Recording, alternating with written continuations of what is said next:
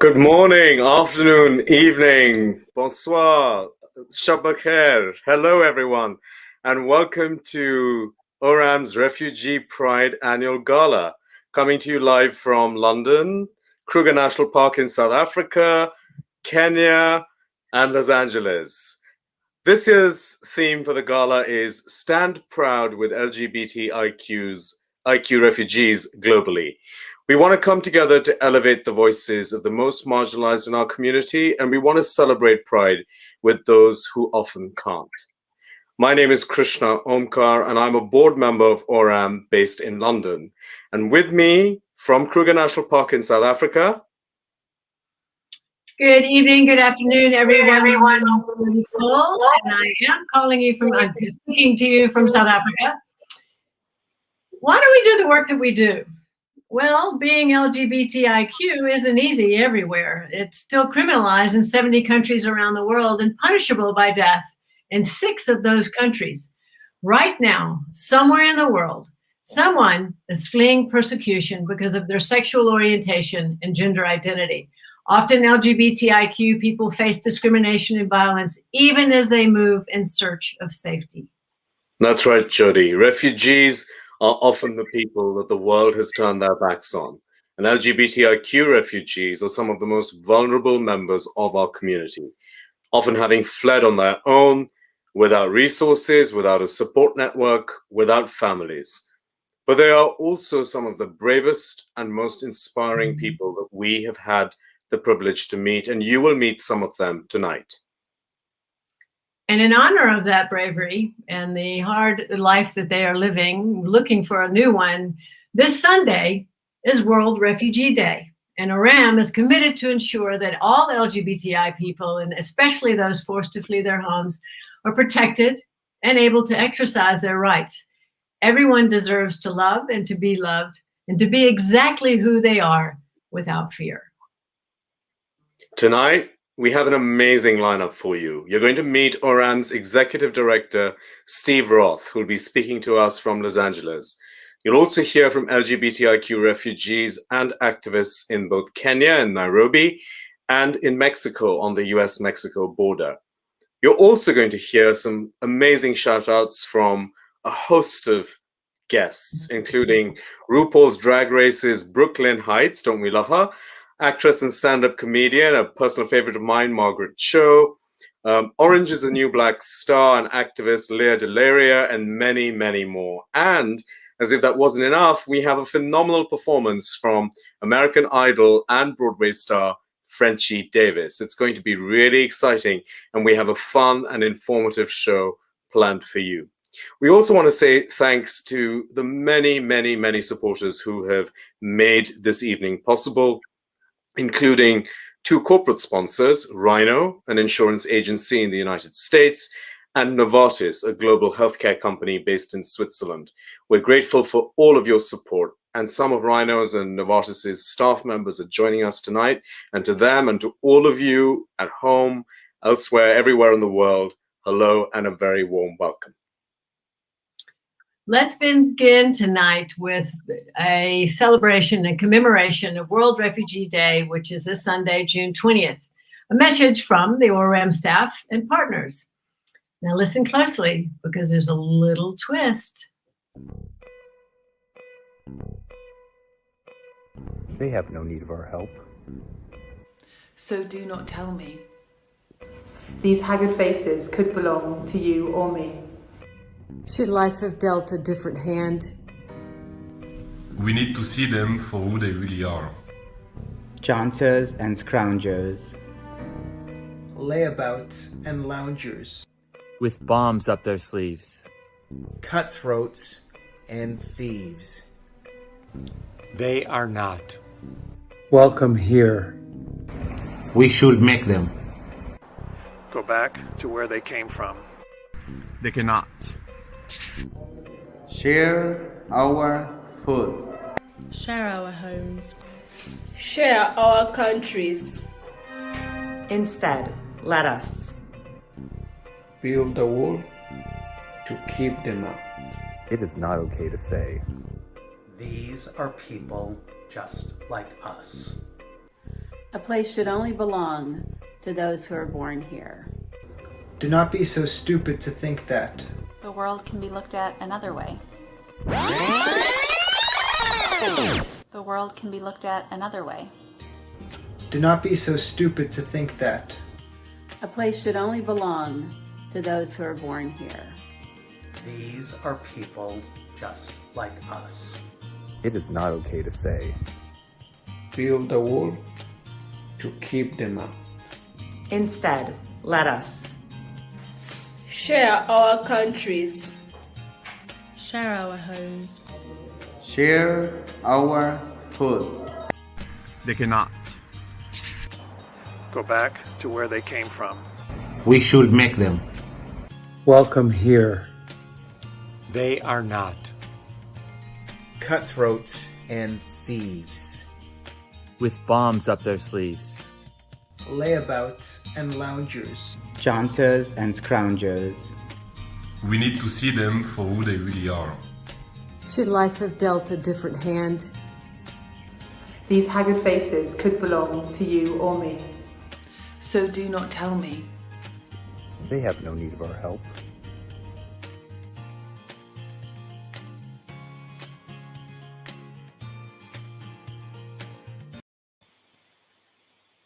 Wow. I've seen that several times. It gets me every time. It's something to think about for sure for the coming days. I now have the privilege and the honor of introducing an amazing man, Steve Roth, our Executive Director of ORAM. Hi, Steve. Hey, you two. Great to see you both. Hello. Hey, Steve. Welcome, welcome. Hey, Chris. I see it's sunny out in LA. Yeah, it's sunny and beautiful. It's midday here. I just want to give a shout out to the two of you, first of all, since I want everyone to know it's 1 o'clock in London, 1 a.m., and 2 a.m. in South Africa, where Jody is. So that is the level of dedication and commitment we have on our board here.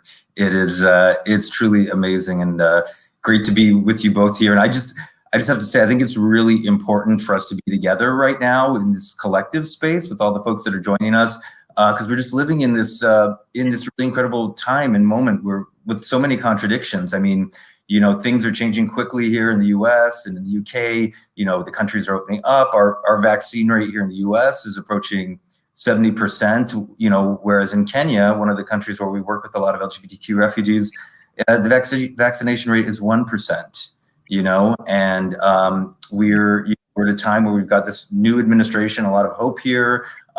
Changes starting to happen in our immigration policy, but we know that the border is still closed to asylum seekers under Title 42. And even though the refugee resettlement numbers have been increased, you know, resettlements haven't started happening yet. So there's just, you know, there's a lot of disparities and contradictions, and it require patience. But it also highlights, I think, the challenges that we face right now for the most marginalized people among us. So it's great to be here with you all tonight. And it does, Steve, and thank you for that background setting. And obviously, thank you for your kind words to both Jody and me. And it's been great to get to know you over the last 2 years now, since we were in Berlin for the UN conference. And I'm so excited about the work that you do. So let's get started. Let's talk about that. Why don't you tell us a little bit about ORAM, what it does, and why it's important? Absolutely, thanks. So ORAM was founded 13 years ago, and we specifically help LGBTQ refugees and asylum seekers live safe and empowered lives. And part of what we do that makes us unique is that we work specifically in what we call transit countries. So these are places after folks have left their country of origins, usually fleeing for their lives, but before they've reached a resettlement country like the US or Canada or Western Europe. So a lot of what we do is we help these people lead better lives where they are. One of the things we're doing is supporting micro business developments for LGBTQ refugees in Kenya.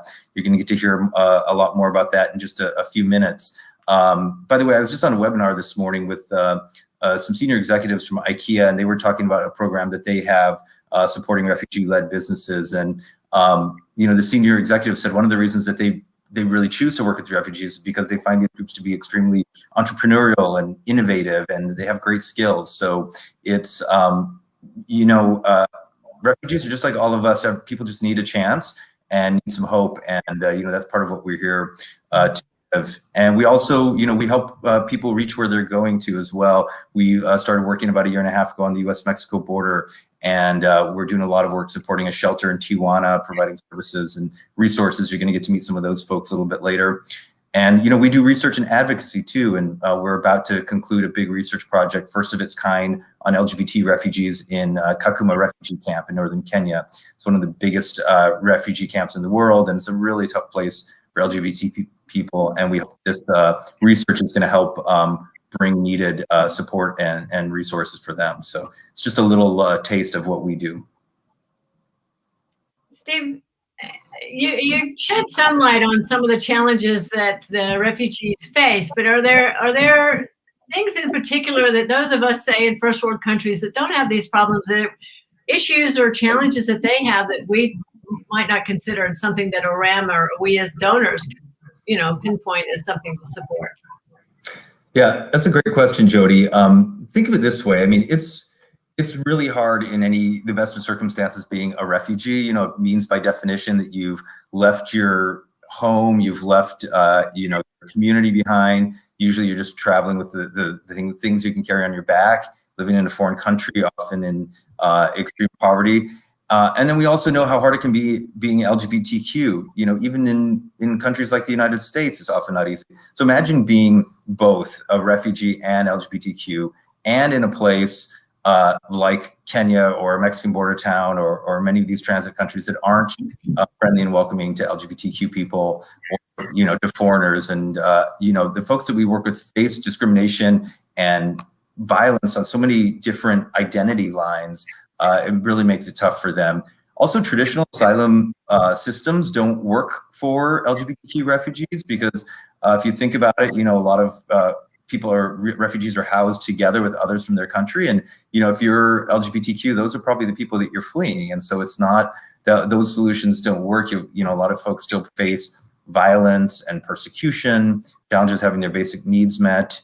You know, and now, of course, in the last year plus with COVID, there's this huge, you know, not only the health impact, but there's a massive economic impact. And unfortunately, LGBTQ refugees are really kind of the bottom of the ladder in terms of access to the workforce and to employment. And so they're the first to get pushed out of economies and you know, really just need help and face daily challenges. And the other truth is that most refugees, LGBTQ refugees included, spend a lot of time in transit countries, and they don't get resettled, even though the goal is to get people resettled.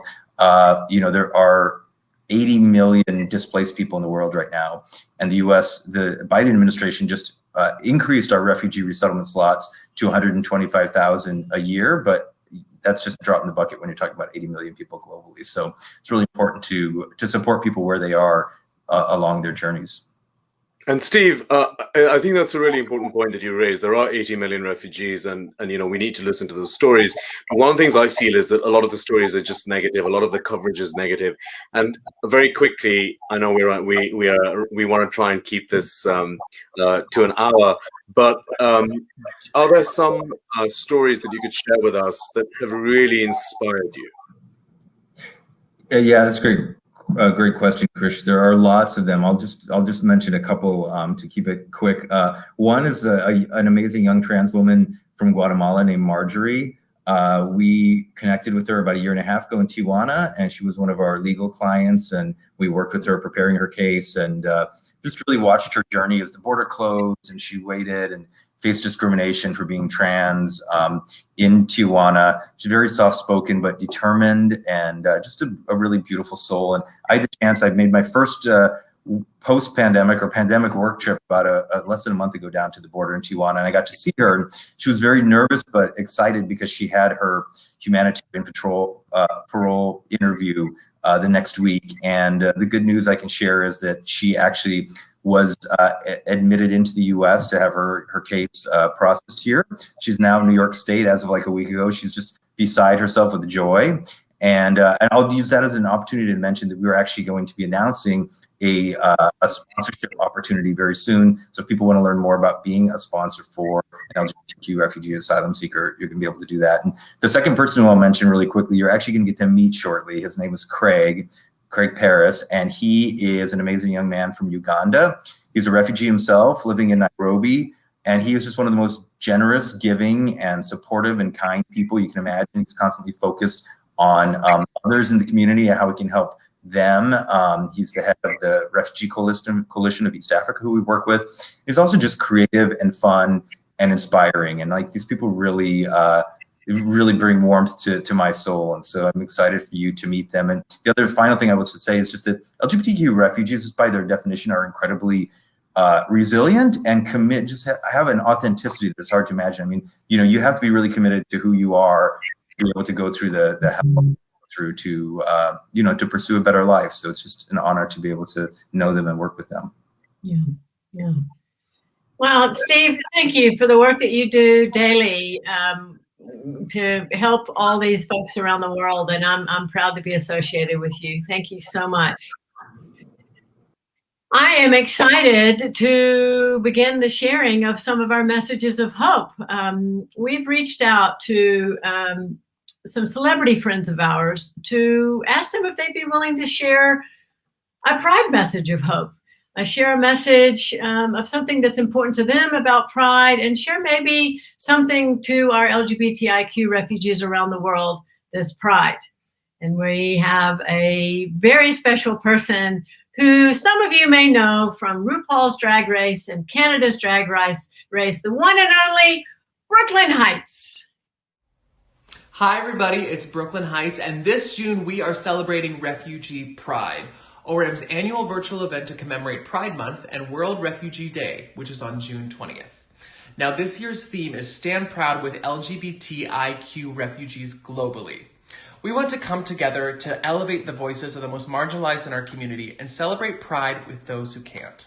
So after a long year of isolation, let's all stand together with our global community. I love you all. Happy Pride and happy Refugee Pride. Bye. Wow, how amazing was that? The actual Brooklyn Hytes, and wearing one of my favorite colors with green hair. And it's also amazing just to see a message from the drag community, and the message of inclusion, the message of support, the message of acceptance, and particularly the message of lifting up voices that are marginalized even within the LGBTQ community. So thank you, Brooklyn Hytes. And speaking of that, up next, we're going to turn to Kenya to learn more about the inspiring small business program that LGBTQ refugees are setting up with support from ORAM. These small businesses give queer refugees the chance to learn new skills, gain confidence, generate income, and help them on the road to a better life. And to shine a light on that is someone that I'm so excited to introduce. Steve has mentioned him before. He stayed up. It's nearly, I think it's 3:30 in the morning in Kenya. Craig Paris from ORAM's partner organization, Refugee Coalition of East Africa, or REFCEA. Craig is from Uganda, as Steve said, and is in Nairobi, and we work very closely with him. Craig, it's so exciting to introduce you. Take us away. Thank you, Krishna. Good morning from Kenya. I'm called Craig Paris. I work with Refugee Coalition of East Africa. We are an umbrella organization that work with several refugee organizations here that support LGBTQ refugees. So once someone runs or flees persecution from their place and they seek asylum here in Kenya, they may take long to get resettled. So we came up with these organizations and also with this umbrella organization to help with sustainability, so that when queer refugees are here waiting for their resettlement, get to learn skills, get to earn money, and get basic needs like food, rent, medical help, and all those things. So we've been working with ORAM for the last 2 years, and ORAM has been supporting all refugees, both in Nairobi and in Kakuma. And we've been working on several projects, including the Livelihoods Project, including the Emergency Relief Project. And we are so happy that ORAM has been supporting all these programs. So thank you very much. So with the programs that we work with, as I'm going to explain a little bit later, we have several programs like the Livelihoods, where ORAM has been supporting the poultry farm marking livelihood program. It also supported the trainings for sandal making, and we recently concluded a 2 weeks training, as you may see in the video. Here we have Cliff, one of the queer refugees that stays in Nairobi, going through the project. This is one of the steps that you go through when you're making a sandal. These products can be sold around the world, and that is what we are aiming for. That is the next phase, working with ORAM to see that there is market, there is capacity development in the queer refugee community, and people are able to make these finished products and sell them around the world, so that they bring sustainability to themselves, so that they can put food on the table for themselves, buy for themselves clothes, pay for their medical bills and all that. So here they're making a sandal meant for the ladies. It's a pretty nice work of art, I would say. And this can be easily be made in one day and be sold the next day or in the same day. So these projects and programs funded by ORAM are very important, that they equip with the refugees with livelihoods. And this is what we've been working with ORAM for the last 2 years. And I'm glad to be part of this. And with this campaign, we will be able, or we hope to raise funds to be able to support such programs and to be able to support the whole LGBTQR community in Kenya. So next, as you may see, as I mentioned before, we have other several livelihoods program, and that includes the poultry farm that you're going to see later on. And this is also part of the bigger livelihoods program. And we have several trainings, and we still plan to do several trainings in skill development.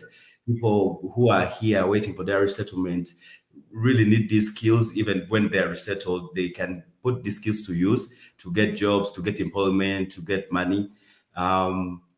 Staying here in Kenya or staying here while you wait for a resettlement can take a toll on your mental health, can take a toll on your general well-being. But if you have a project or an income generating activity on the side, and you're able to buy yourself food, it's not as bad as it is with those other things.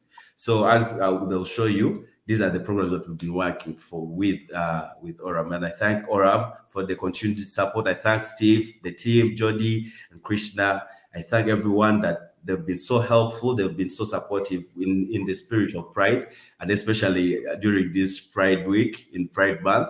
I'm really glad to be part of this, even if it means waking up at 3 a.m. I'm so glad to be part of this. Thank you so much. Greetings everyone, my name is Edith Mats Josh, the Livelihoods Officer of the Refugee Coalition of East Africa. The Refugee Coalition of East Africa has been on the front in support of queer refugee livelihoods in Nairobi. Being a refugee and at the same time queer is challenging in terms of opportunities and having a daily source of income. Refugee Coalition of East Africa, in conjunction with ORAM, have supported a number of refugee-led livelihood projects in Nairobi. This has seen a big improvement in lives of those queer refugees that have been involved in livelihoods when a refugee livelihood project is supported.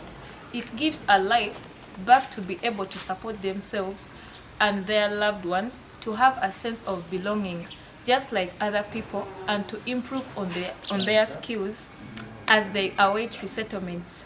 Thank you. Hi, I'm by names of Mark Mwevale, a queer refugee in Nairobi. I'm part of Team No Sleep, which is a queer lady refugee organization. Behind is our project at Team No Sleep Safe House. This project was founded by ORAM through Refugee Coalition of East Africa. We found poultry farming to be easier to do since we had enough space and it kept us more inside the safe house, mostly for our transgender members. This has really improved in our living. We use money from the sales to cater for medical emergencies, that is food, and sometimes to add on our rent. We want to take this opportunity to thank ORAM and Refugee Coalition of East Africa. Thank you. My name is Dean Stride, and I'm a member of FLBQR, a queer organization in Nairobi. I'm a refugee. In our organization, we do different kinds of things, but one of our projects is crocheting. Like you see this handbag, we made it through crocheting, and this sponge as well. And also we do crafts like this, and necklaces and bangles, and also bracelets. In this project, these projects that we do, they help with our livelihood and also help to cover sometimes our rent, and also keep us busy and keep us stress-free because of the situation that we live in as a queer person in a country that is homophobic. So most cases we are at home, and it reduces our pressure that we live under, and also it helps us take away our stress. So these are part of the bags that we make. They're so beautiful. I think very many people like them, and also this one as well. We also have this and this, and this is a decoration you can use to hang around your house. And also this is our best table mat.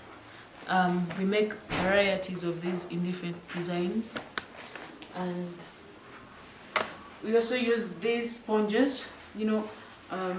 Very many people prefer such sponges, so we use this as a big market, And then these are the table mats, different table mats for different designs, different choices, different color choices. I want to take this opportunity to thank ORAM and Refugee Coalition East Africa for supporting us. Thank you for your great work. I'm taking orders. I'm ready.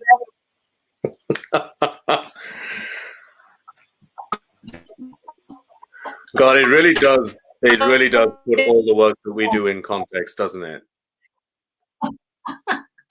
Unbelievable. Yeah. So I'll be in Kenya in August. So seriously, if anybody wants to order, just text me, Facebook, Jody Cole, whatever.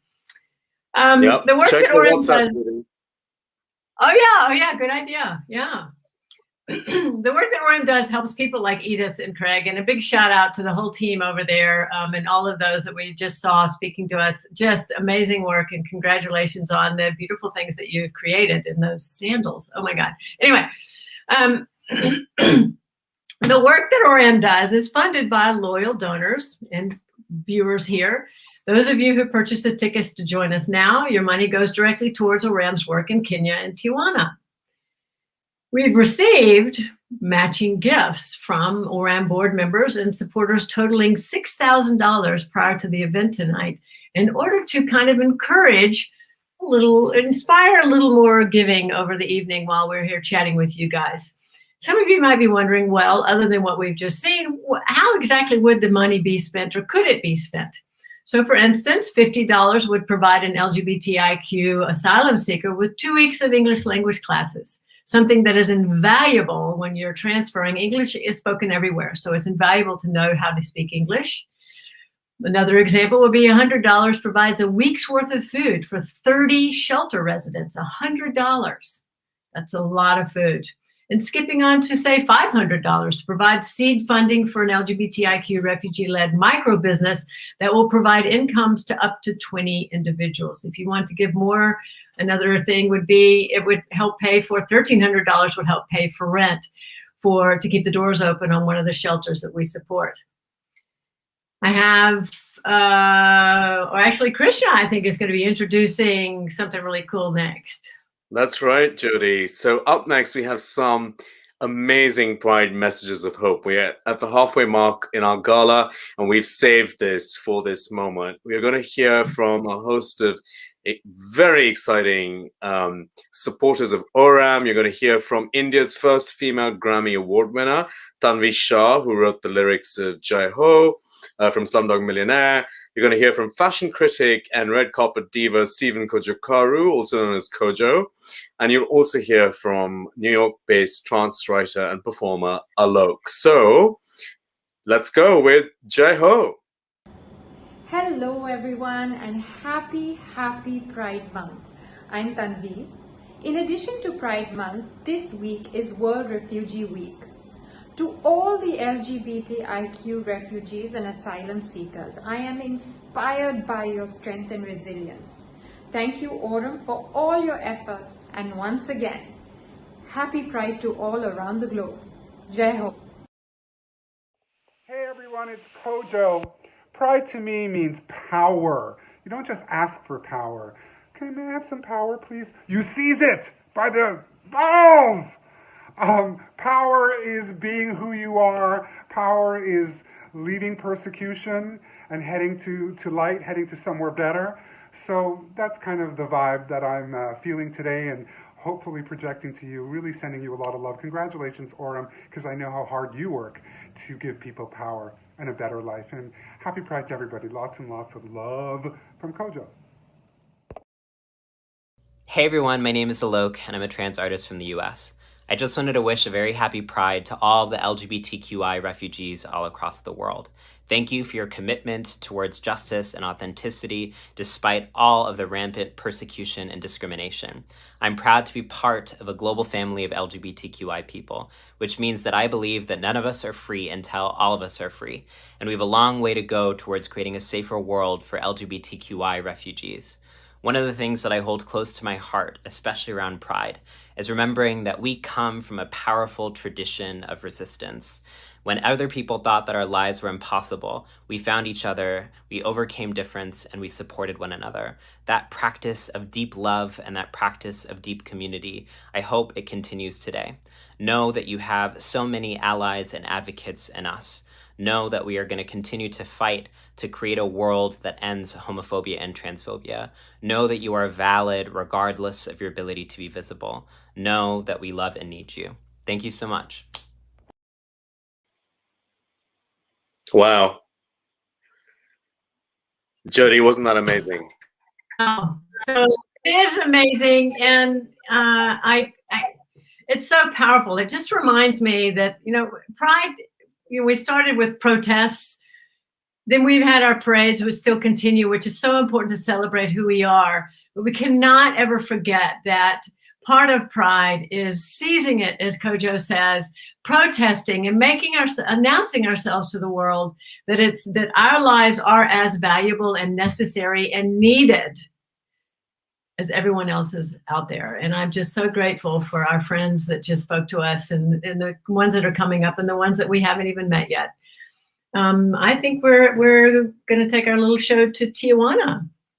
That's south. right. That's right. And so we started off in East Africa and Kenya, and now we are going halfway across the world to Tijuana in Mexico. Now, I think many of you watching will know that under the harsh immigration policies of the previous administration, asylum seekers were forced to wait long periods of time in dangerous conditions in border towns in Mexico with limited services, limited support, and very, very little safety for vulnerable LGBTIQ asylum seekers. Now, while policies are starting to change under the new administration, as Steve mentioned, there's still a long way to go. And in the meantime, LGBTIQ asylum seekers continue to arrive. Many of them are transgender. They're fleeing the extreme violence, the danger that's targeting them in places like Honduras, El Salvador, Guatemala, and elsewhere. And ORAM and its parent organization, Alight, have joined forces to amplify the work of organizations that are already working so hard along the US-Mexico border and bringing much needed support, services, and succor to the people who are struggling there on that border. Now, this partnership and this search for supporting the right organizations led us to partner with the incredible El Jardín de las Mariposas, which is an LGBTIQ shelter, one of only 2 in Tijuana. Steve has just been there recently, supporting LGBTIQ asylum seekers on their journey to safety. And we're going to go there and we're going to hear from some of our partners on the ground. ORAM has been working with the shelter for nearly 2 years, providing English language courses, legal assistance, digital storytelling, COVID response, emergency assistance, and other support to help the shelter and its residents live better lives and prepare them for their onward journeys. ORAM and Alight recently helped El Jardín become established in a new house. We thought we would show you the space so you get a good idea of what it's like to create a family of your own with fellow refugees. And you'll see that there's a mother hen at the house, and she does treat all of her refugee friends as a family. The incredible work that they do on a daily basis to support the LGBTI asylum seekers on their journey to safety is done through an amazing woman that you're about to meet. Her name is Yolanda. There's a project there that Alight, our partner organization, has created called A Little Piece of Home. That it does work to support Yolanda, who is the founder of the shelter that you're about to see. Hello. As she shares a little bit more about the shelter, its residents, and some of the challenges they face. Take a look. Meet Yolanda.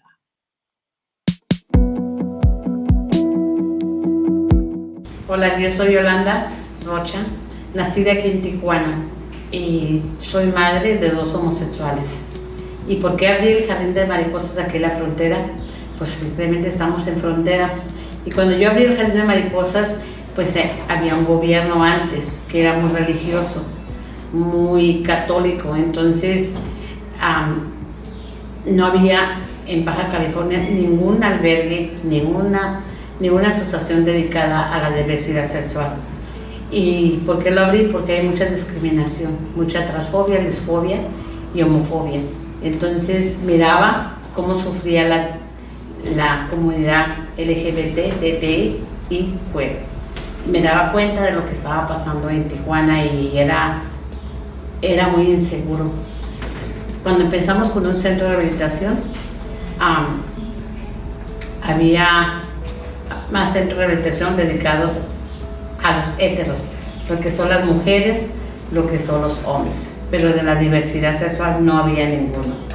De hecho, cuando ellos llegaban con problemas de adicciones, llegaban a un albergue o llegaban a un centro de rehabilitación, o los discriminaban.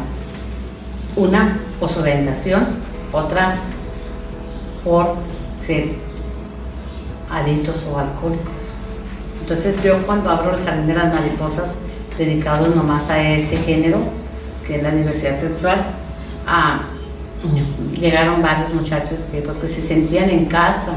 Yo miré la diferencia, que ahí podían cantar, que ahí podían andar vestidas como que ellas quisieran andar vestidas, y miré muchas cosas que, pues, que en verdad me daba cuenta de que eso se necesitaba aquí en Baja California. La mayoría de los residentes que llegan son los que llegan de Centroamérica, pero también tenemos personas de la diversidad que llegan de otra parte del mundo, Europa. Yo creo que son pocos porque está muy lejos y es caro viajar hasta México y luego a la frontera, pero los que más vienen son los de Centroamérica, como Guatemala, El Salvador, Honduras, Nicaragua casi no, pero son los de Centroamérica, son los que me llegan más, esa población. ¿Por qué es tan importante? Porque tienen necesidades diferentes, muchas necesidades diferentes, porque ellos son los que reciben en carne propia el bullying, la discriminación y el rechazo. Entonces, como te vuelvo a decir, en México es un país muy religioso, entonces existe mucho la discriminación y la xenofobia también. Muchos emigrantes que vienen son discriminados.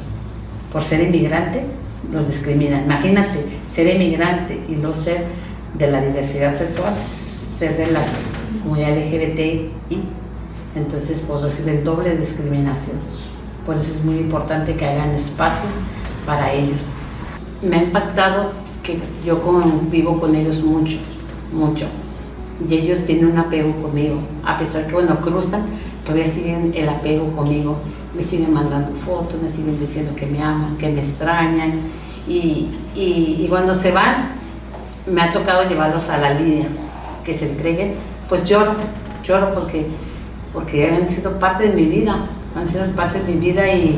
y yo siempre los he tomado como mis hijos, a todos, y verlos que ya están allá en Estados Unidos, a mí es impactante porque sé toda la vida que han vivido ellos en el transcurso que vienen para México, sé lo que viven con su familia, que son rechazados, que son violentados, que son humillados, que son golpeados, abusados. Todo eso a mí me impacta cuando ya veo diferente que están en Estados Unidos y que los veo que andan en Nueva York, que andan en Nueva York, en Virginia, en Los Ángeles, y que andan felices, que están haciendo todas las cosas bien. Bueno, el Jardín de Mariposas, yo siempre he tenido un sueño. Yo estoy como Margaret, ¿verdad? Yo siempre he tenido un sueño de que el jardín sea un santuario, donde ellos lleguen, tengan abogados, tengan un doctor, porque es muy necesario un doctor para que ellos, porque vienen enfermos, entonces que haya una clínica, que haya varias cosas que ellos que aprendan, que van a otro país, que aprendan el idioma, lo básico, que pues que vienen con muchos temores y miedos ellos, y a mí me gustaría que ellos llegaran aquí y que como somos frontera, pues aprendan lo poquito más que van a Estados Unidos, que saben que van a Estados Unidos y aprendan el inglés. Para mí es bien importante el inglés, que ellos aprendan. Wow, pedacito de la tierra, a little piece of home. How incredible is that? Such a moving, inspirational story, and we're just so proud that ORAM is able to support it. And just as a quick reminder to everyone who's watching right now, you can go down to the link that you can probably see popping up below me and donate, because every dollar that you give will help change someone's life, but also every dollar that you give us tonight will be matched. So for every dollar you give, we get two. So please donate generously, because it will change someone's life. People like Edith, people like Craig, people like Yolanda, people who you have met tonight. So next up, we're going to stay in Tijuana, we're going to stay in Mexico, and we're going to hear from one of the residents in the shelter, Marvin.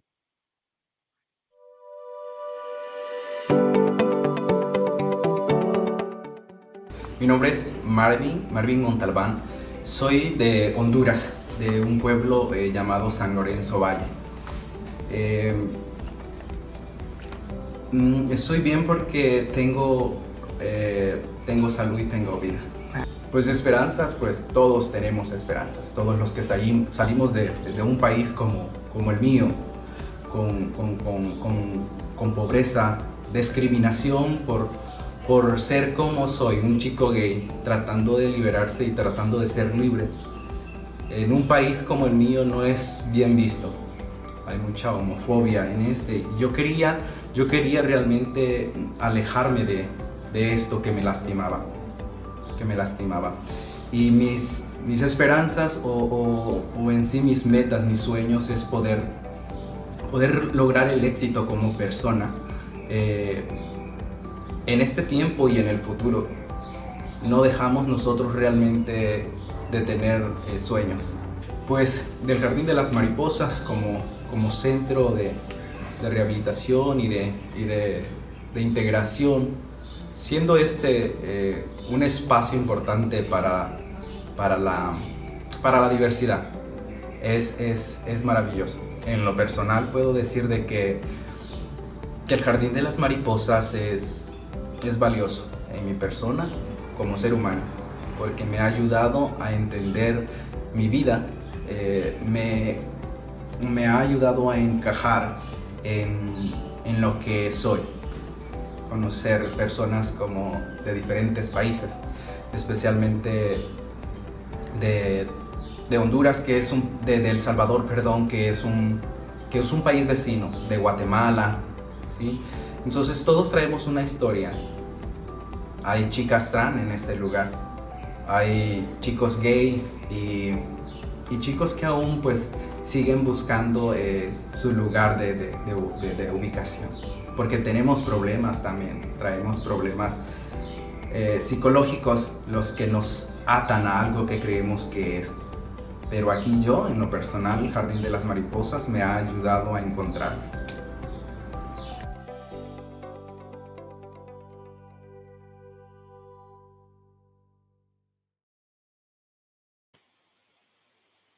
Thank you, Marvin. I just want to go down there and hug everybody.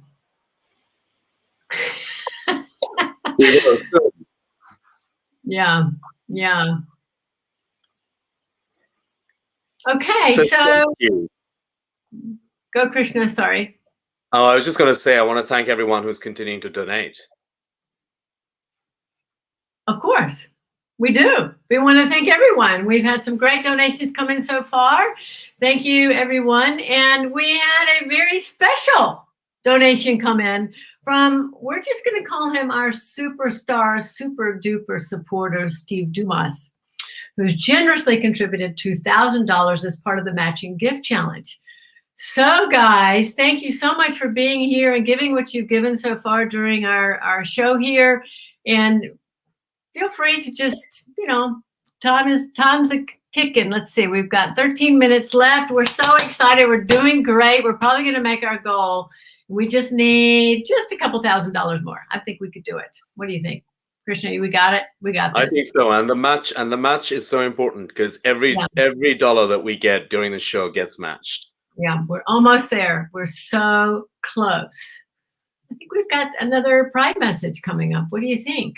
We do. So I'm very excited because our next two Pride messages are from actress and stand-up comedian Margaret and from comedian, actress, artist, singer, and star of Orange is the New Black, DeLaria. Pride for me is a purposeful identity in that at this time, we don't have the luxury to just live out our existence quietly. We have to really wear it, show it. As a queer person, I think so much of what I do is political and my existence is political. So let's make it prideful. Hi, everybody. My name's DeLaria, and I've been fighting on the front line for queer rights around the world for over three decades. Let's be honest. I am 63 years old, and I started when I was 24. In fact, I've been a professional lesbian since 1982, is what I like to say, and before that, I just freelanced. I'm here to speak to the LGBTQAI community that lives in areas where you can't celebrate Pride. You can't celebrate Pride because they'll put your picture in the paper and people will hunt you down and kill you.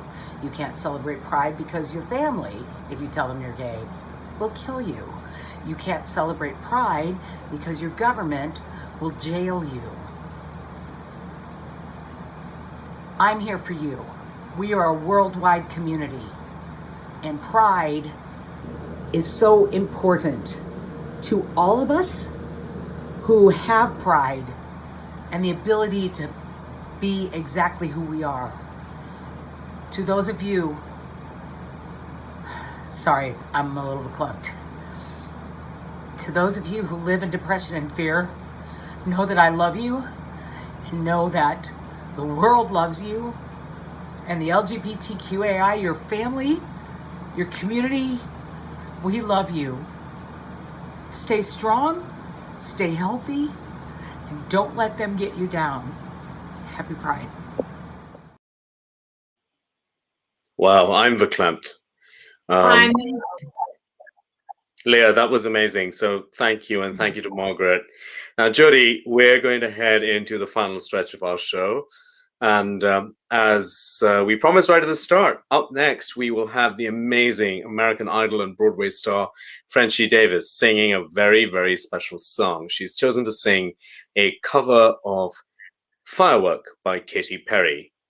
Now, before we do that, it's not too late to donate. We can reach our target by the end of Frenchie's song if you donate. If you want to be a firework and light up someone's sky, please give.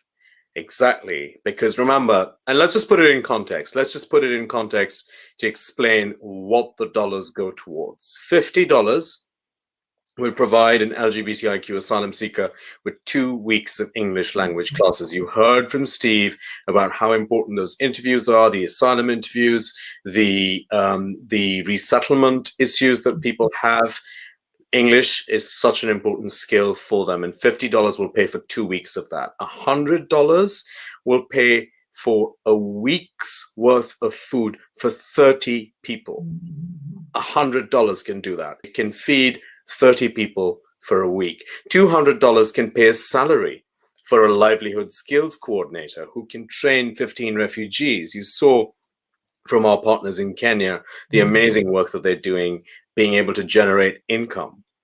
That's what $200 can do. $500 will provide seed funding for a new LGBTQ refugee-led micro business. Again, you saw that in Kenya. We are seeing that in Mexico. That will provide long-term sustainable livelihood for 20 people. Just $500 can do that. And $1,300 will keep the doors of one of our shelters open for a month. $1,300 will provide safe refuge to people for a month. So you can make a difference. Please click that link. If you can't click that link, if you're watching on a device that doesn't let you, go to oramrefugee.org/donate. Just Google ORAM Refugee and donate, because we really do need that support. So now, here we have it. Frenchie Davis with a cover of Katy Perry's Firework. Frenchie, take it away. Hello, everybody. Frenchie Davis here. Thank you so much for having me to be a part of this amazing event. Thank you for all of the amazing work that you do as an organization. And I dedicate this song to all of my beautiful LGBTQIA brothers and sisters in the refugee community. Much love to all of you.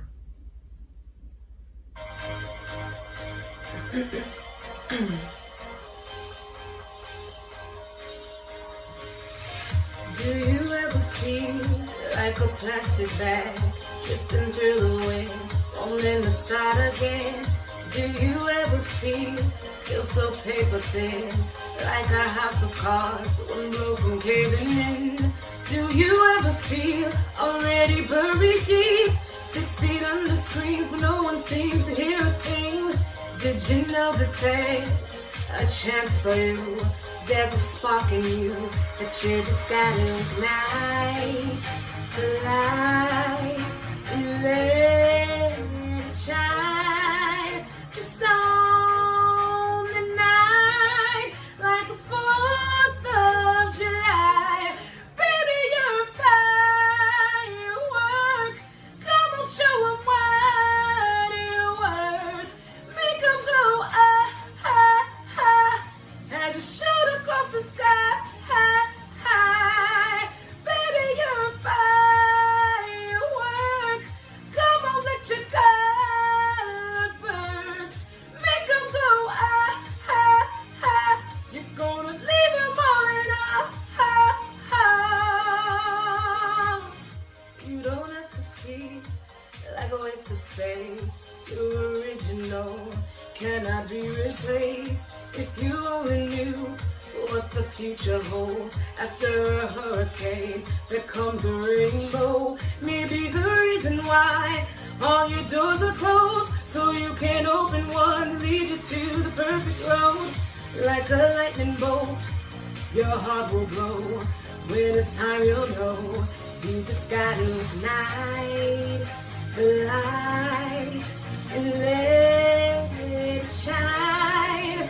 Just on the night, like the 4th of July. Baby, you're a firework. Come on, show 'em what you're worth. Make 'em go, ah, ah, ah. As you shoot across the sky, high, high. Baby, you're a firework. Come on, let your colors burst. Make 'em go, ah, ah, ah. You're gonna leave 'em all in a ah, ah. Boom, boom, boom. Even brighter than the moon, moon, moon. It's always been inside of you and you and you. Now it's time to let it through, through, through. Baby, you're a firework. Go show 'em what you're worth. Make 'em go, ah, ah, ah. As you shoot across the sky, high, high. Baby, you're a firework. Come on, let your colors burst. Make 'em go, ah, ah, ah. You're gonna leave 'em all in a ah, ah.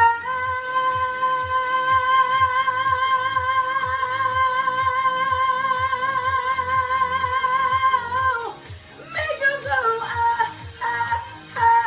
You're gonna leave 'em all in a ah, ah.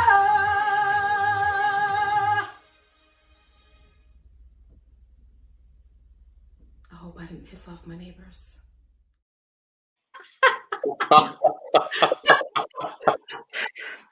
Wow. Wow. Even in the middle of this coronavirus pandemic, working from home as ever, Frenchie. That's amazing. Oh my gosh, she is incredible. Wow. Okay. Well, we've got 2 minutes left. We've got a few minutes left, which is a lot of time to make a donation. Do it. I say do it. Do So it. oramrefugee.org/donate. Just oramrefugee.org. Google ORAM Refugee. I just did it on my phone. It's easy. Just go. Just go. Now. And while you're doing that, I'll just say to you that the celebrities, our good friends that showed up tonight for us, took time out of their schedules to spend the 10 minutes with us that they spent with us. And, you know, most everyone is queer and or gay or lesbian. And, you know, we've all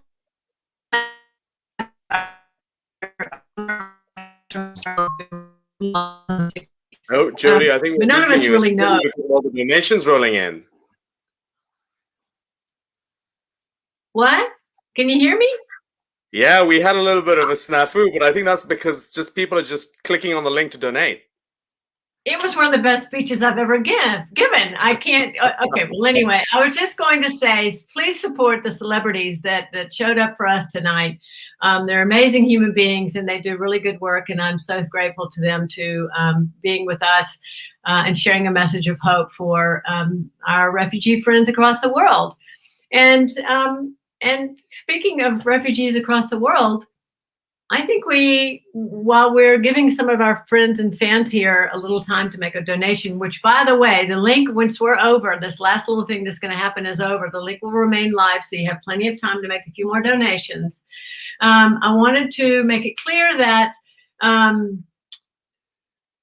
lost my train. I just completely fell off my train. Well, I think you were going to make it clear that the link to donate is going to stay open and people should go there even after the broadcast is over. Yes. So, Krishna, any final thoughts or notes you want to share with the world right now? This is your moment. I just want to say thanks to everyone. And I think, again, I hope you've been inspired. I hope you've been moved by the stories that we've shared, by showing you the work that ORAM is doing on the ground to support people who are at risk every single day, who are vulnerable, who have no hope. ORAM is able to go and support those people because they're amazing, they're resilient, they're inspiring, they're courageous, and you can help us do that. So please help us do that. Yes, and just remember, a donation of $50 does provide English lessons for 2 weeks for a refugee trying to change their life. And as you know, English is so important when it comes to embassy conversations with government officials and getting a job. And $100 feeds 30 people for a week. Wow. Yeah. I mean, I know that's mind blowing. I can't buy a hamburger for less than $100 around here. Okay. Well, there we go. Yeah. So help us get to our goal. Remember, your gift is going to be matched. And you know what? I think there's going to be a little catwalk as we leave this evening tonight. So stick around. Krishna and I are going to say goodbye and thank you very much for joining us tonight. And don't forget, stick around because we've got a little catwalk. We've got to go and Vogue. We're going to Vogue in Kenya.